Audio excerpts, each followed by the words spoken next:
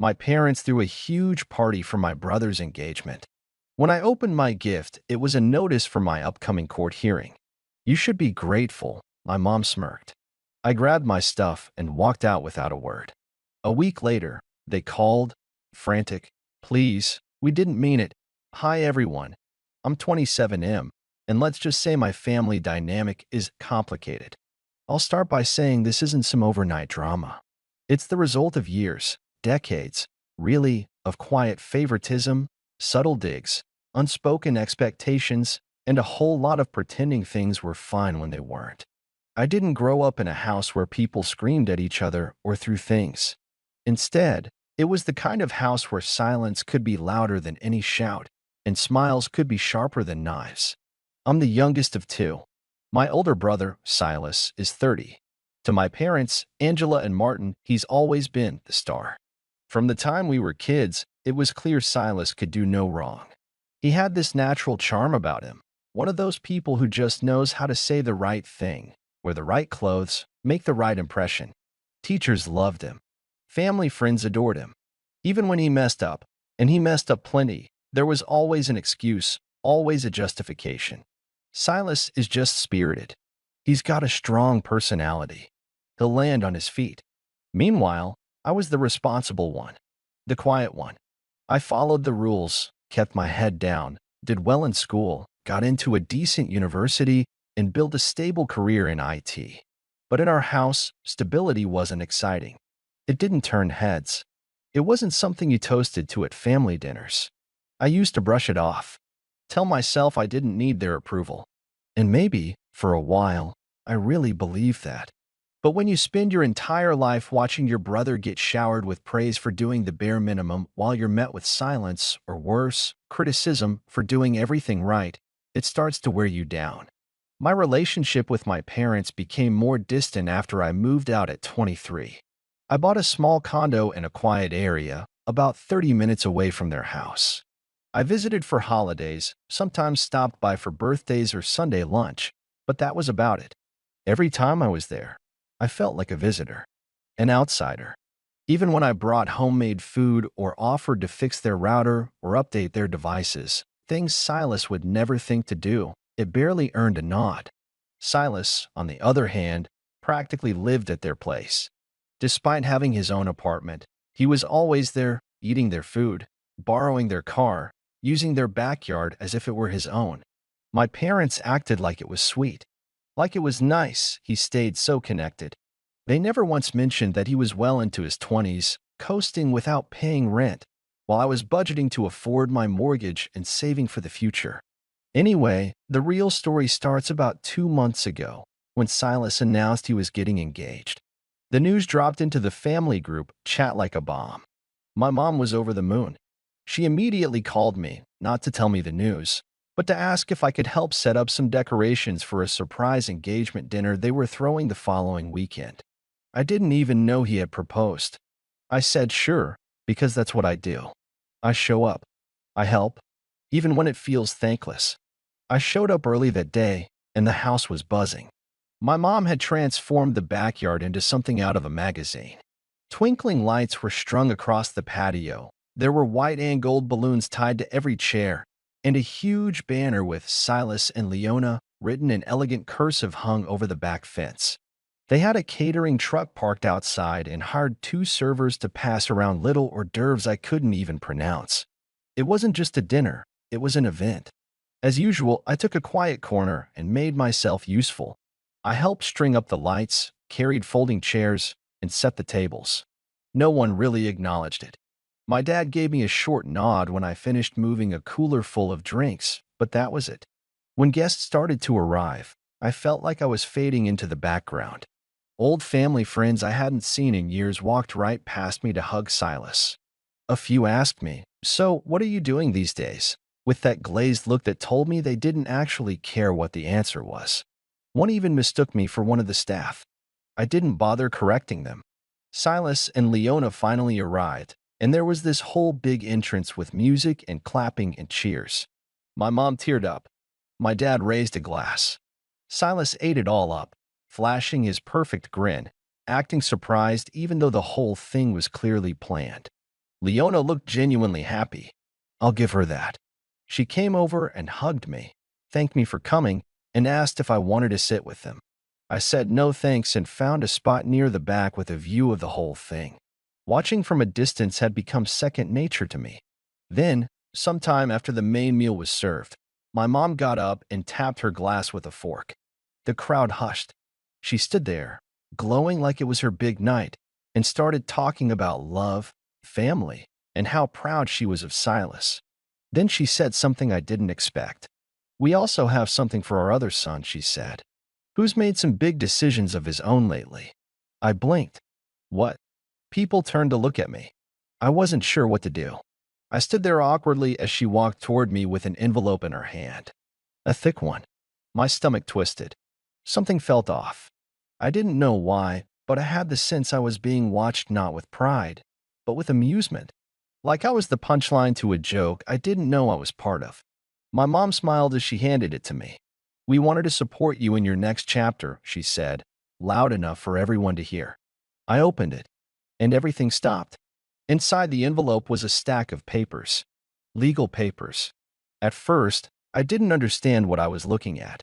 The text was dense, printed on heavy white paper, and the heading had that cold, official font I usually only saw on government forms. I flipped through the first few pages, scanning without processing, until my eyes locked onto a sentence that made everything go quiet around me. Notice of civil claim filed on behalf of Angela and Martin Colgrave. I read it again. I looked up. My mom was still smiling. It wasn't a warm smile. It wasn't even fake nice. It was knowing. Like she was expecting this moment to land differently. Like she thought I'd thank her. My fingers tightened around the envelope. I turned back to the papers and started to read. Really read. They were suing me. They were suing me for what they called long-standing financial obligations incurred during the period of dependency. In simpler terms, they were demanding I pay them back for my upbringing. Housing, food, school costs, medical bills, even clothes. There was a line about uncompensated emotional labor that made my vision blur for a second. They had itemized everything, page after page of carefully calculated figures. I didn't say anything. I couldn't. My ears were ringing. All around us, people were whispering. Leona looked completely stunned. Silas was frozen mid-smile, glancing between me and the papers like he'd just realized something had gone terribly off-script. I finally spoke.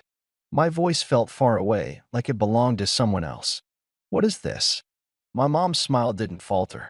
It's just a formality, she said, her voice sugar-sweet. You've always talked about standing on your own 2 feet.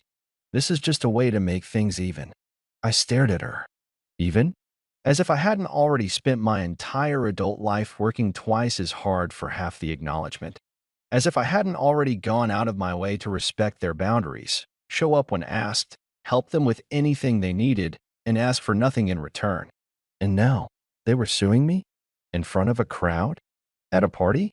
I looked at my dad, hoping stupidly that maybe this had gone too far even for him. That maybe he would step in and say this was ridiculous. But he just stood there, silent, hands folded in front of him. He couldn't even meet my eyes. That hurt more than I expected. I could feel people watching, waiting to see how I'd react. Some looked uncomfortable. A few looked confused. One woman in the back was actually laughing softly, like she thought it was a joke. I folded the papers carefully and slid them back into the envelope. I didn't rush. I didn't make a scene, but I felt something inside me close. Like a door I had kept open for years finally swinging shut. Without a word, I turned and walked out of the backyard. No one followed me.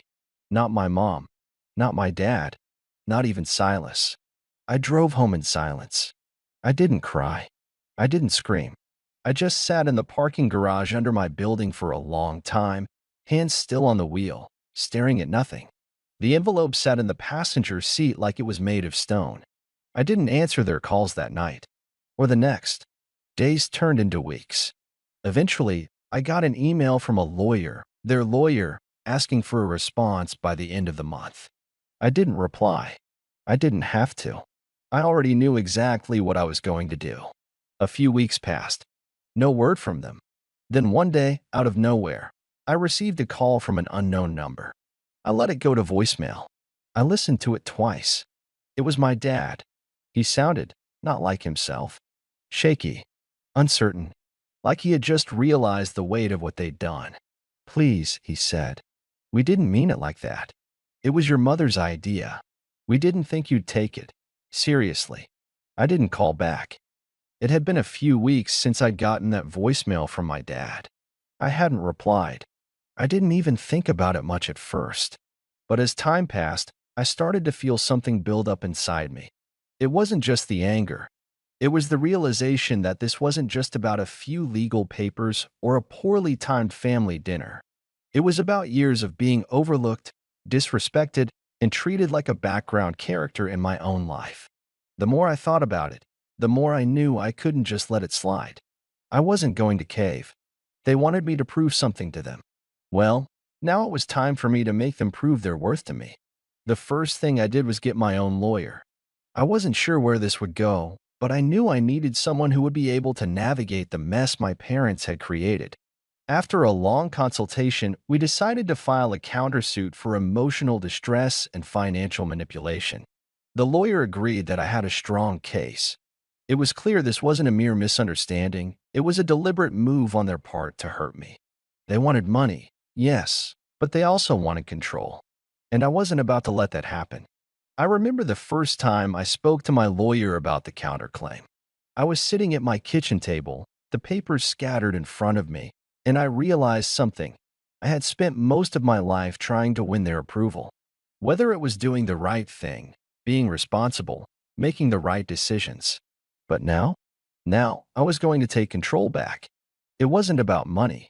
It wasn't even about getting back at them in the way they might have expected. No, I wasn't going to make a scene. I wasn't going to yell or scream. I was going to hit them where it hurt, their precious reputation, the one they cared about more than anything else. I'd show them that they couldn't just walk all over me anymore. Over the next few weeks, I gathered everything I could to build my case. Texts, emails, documents. Anything that proved how much they had taken from me, how their actions had affected my mental health, my career, and my personal life. My lawyer helped me structure everything.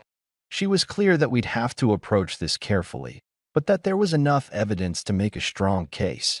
Once everything was ready, we filed. The news hit my parents about a week later.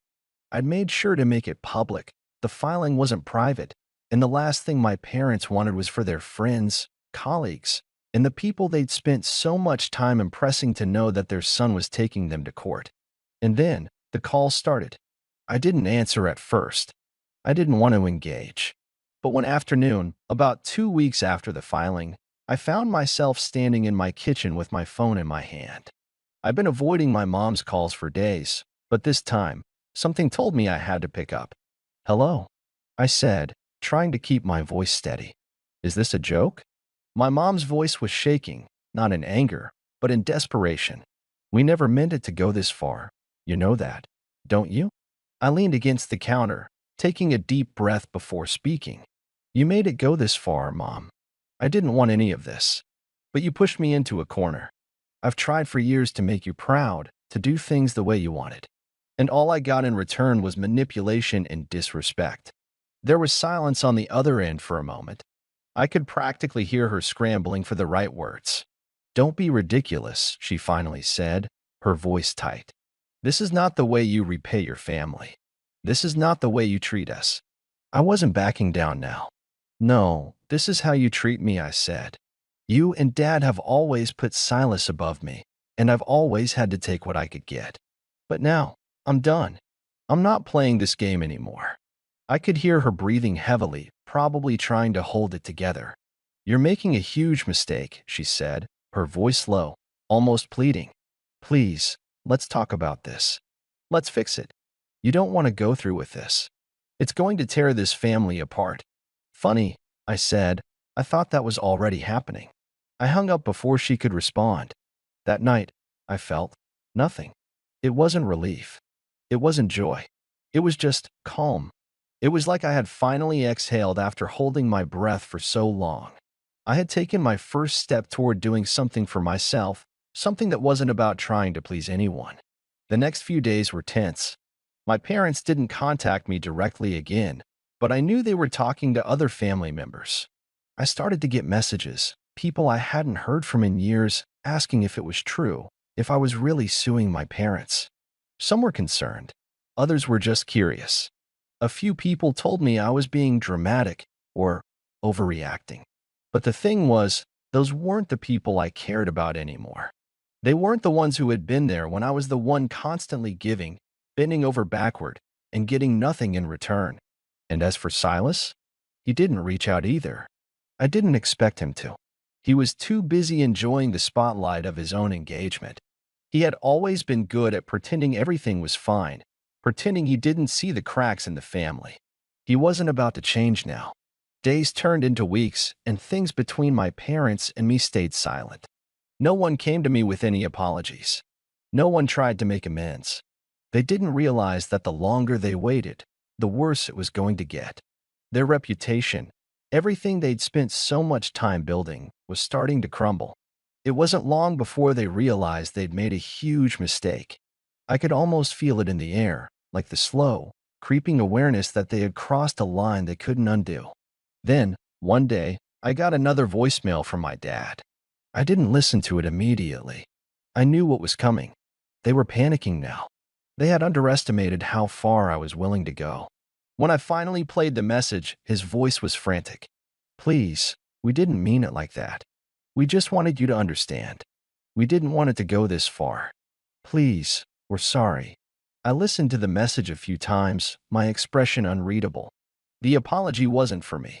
It wasn't for what they had done. It was for the trouble they were in. And that's when I realized something: this wasn't over. Not by a long shot. It had been a few more weeks since my dad's frantic voicemail, and I had to admit, I had expected this call. They thought they could wriggle out of it by apologizing. They thought if they played the victim card hard enough, I'd fold, and everything would go back to normal. That's how it always went, right? I'd been the one who gave in, over and over again. But not this time. I didn't reply to his voicemail. Instead, I waited. Then, the letter came. It was from my lawyer, and when I saw the envelope, my stomach dropped. I didn't know what to expect anymore, but this was different. This wasn't an email or a phone call. This was real. I opened it carefully, my hand steady, and read the contents. The letter was from their lawyer, requesting a meeting to discuss a settlement. A settlement. I almost laughed. They didn't want to go to court. They didn't want their dirty laundry aired out in public any more than I did. But they had pushed me too far. I didn't need their settlement. But the lawyer inside me realized this was a moment. They were finally acknowledging that they were in deep trouble. I responded in kind, agreeing to a meeting. But I made it clear, this wasn't about money. It wasn't even about the legal case anymore. This was about making them face the reality of what they'd done. When the day of the meeting came, I walked into the conference room with a calm that surprised even me. My lawyer was beside me, prepared to handle the legal side. The Colgraves walked in a few minutes later. My mom's face was tight, her smile was absent, and my dad, who had once been so sure of everything, looked like he had aged 10 years in the past few weeks. The weight of their mistakes had finally caught up with them. They sat down across from me, the tension palpable. My mom opened her mouth to speak, but I held up my hand. I wasn't here to listen to their excuses anymore. I wasn't here to hear about how they didn't mean it or how this wasn't the way they wanted things to turn out. I was done being their emotional punching bag, done trying to be the child who forgave them at every turn. This time, I was the one who was in control. "Here's the thing," I started, voice steady. "I don't want money. I don't want anything material from this. What I want is for you to understand that everything that's happened over the years, wasn't just hurtful. It was cruel. And I want you to acknowledge that." My mom's face flushed. "We never meant to hurt you," she said quickly, trying to reclaim control of the conversation. "But I wasn't having it. You did. You took advantage of me for years," I said. "You've always seen me as a tool to get what you wanted. I wasn't allowed to have my own life, my own dreams. You manipulated me into taking care of you while you pushed me aside at every opportunity." They sat in silence. My dad looked like he wanted to speak, but I could see the resignation in his eyes. This wasn't a situation where they could make me feel guilty anymore. Not when the truth was out in the open. I want an official public apology, I continued, and I want this to be made clear to everyone who's ever assumed you were a perfect family. I want them to know what really happened. I want everyone who's ever treated me like the villain in this story to understand the truth. That's the price of your apology. Not money, not possessions. I'm not going to let you walk away from this unscathed. They didn't say anything right away. My mom's eyes flicked toward the floor, then to my dad, then back to me. Her hands were folded in her lap, so tightly her knuckles had turned white. The expression on her face was almost unreadable, part disbelief, part wounded pride, but there was something else behind it too. Fear. Not the dramatic, teary-eyed kind she used to fake when trying to guilt me, but a quiet, dawning realization that the roles had finally reversed. She wasn't in control anymore. She hadn't expected me to set terms. She certainly hadn't expected those terms to involve making their behavior public. In her mind, apologies were whispered in private, if given at all, and then swept under the rug where no one had to acknowledge them again. She hadn't prepared for consequences. For a long time, I don't think she believed consequences applied to her at all. But this wasn't a suggestion. It wasn't a conversation where they could pivot or twist my words into something more convenient. This was a demand. And by the look on her face, I knew she realized that. My dad finally broke the silence, his voice hoarse and a little cracked, like he hadn't used it much in days. "You can't do this," he said, slowly, deliberately, as though he still hoped I might reconsider. "It'll ruin everything we've built." I let the words hang in the air before I answered. I wanted him to feel the weight of what he was really saying. "Everything you've built?" I repeated, keeping my voice calm. "You mean the image, the illusion of being the perfect family, the illusion that you're generous, loving parents who always had their children's best interests in mind." He didn't respond. His jaw clenched. "You built your reputation on manipulation," I said, more firmly now. "On guilt-tripping, controlling, and exploiting people to serve your needs. You taught me that my feelings were inconvenient, that my successes only mattered if they benefited you. You painted me as difficult any time I wanted something different from what you planned for me." I turned my eyes back to my mom. "You pushed me into roles I never wanted and made me believe I owed you everything. You made me feel like I was selfish for even dreaming of independence. But that's over." The room was quiet again, except for the soft sound of someone shifting in their seat, maybe the other lawyer. The silence was heavy and long. I could feel their discomfort growing, like a kettle about to boil. My mom opened her mouth as if to speak, then closed it again. Maybe she was realizing that no amount of protest would change the fact that the people around us would find out, that they would finally see behind the mask. "I'm not here for money," I said, voice low but steady. "This isn't about a payout or revenge. It's about truth. It's about reclaiming what you tried to take from me," my voice. "My right to be seen and heard and not twisted into something convenient for you." My lawyer passed a folder across the table. Inside was the drafted statement. Not a vague half apology, not the kind of polished PR note they probably would have preferred, but an honest and specific admission of what they had done. The way they had emotionally manipulated me. How they had involved me in financial matters without my knowledge or consent. The way they excluded me from family decisions, but used my name and trust to further their image. The statement would be shared privately with everyone involved, relatives, mutual friends, former mentors, and publicly posted on a family group page that my mom used to update constantly with photos of holiday dinners and proud announcements about Silas. There would be no deleting comments, no backpedaling. That was part of the deal. They stared at the folder like it was a trap, like signing it would open a door they'd never be able to close. And maybe it would.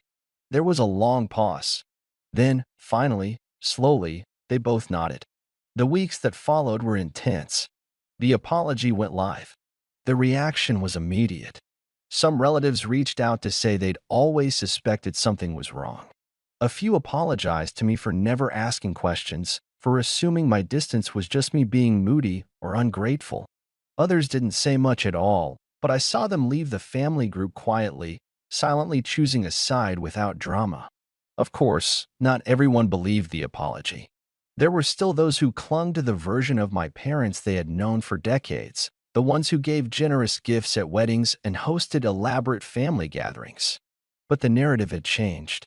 There was a crack in the mask now, and it wasn't going away. I got a message from Silas a few days after the apology was shared. Short, cold. "I don't know what you're doing," he wrote, "but you've changed. You're not the same person who used to beg for approval. I don't like it." I stared at that message for a long moment. He was right, in a way. I had changed. I wasn't the same person who once helped plan his engagement party, who used to offer to proofread his speeches or pick up errands for Mom because she didn't trust anyone else. I had stopped being the reliable background character in everyone else's lives. I had stepped forward, and some people didn't like it. I didn't respond. I didn't need to. My parents called a few times after that. Once to ask if I'd consider making a new post clarifying some of the more harsh-sounding language in the statement. Another time to say they'd received fewer holiday invitations than usual this year. I let both calls go to voicemail. I didn't owe them comfort anymore. Months passed. I poured myself into my work, into friendships that actually made me feel safe and seen. I reconnected with people I'd lost touch with because of the chaos my family had created around me. Slowly, I felt something unfamiliar start to settle in my chest, peace. No, I didn't get the perfect closure. I didn't get a tearful confession or a grand gesture of reconciliation. My parents never really changed, not in the way I used to hope they would. But I got something better. I got out. I got clarity. And I got to walk away knowing that, for once, I didn't bend. I didn't play the role they wrote for me. I stood up, and I told the truth. I wasn't their child anymore. I wasn't their scapegoat. I wasn't their fixer, their shield, their excuse.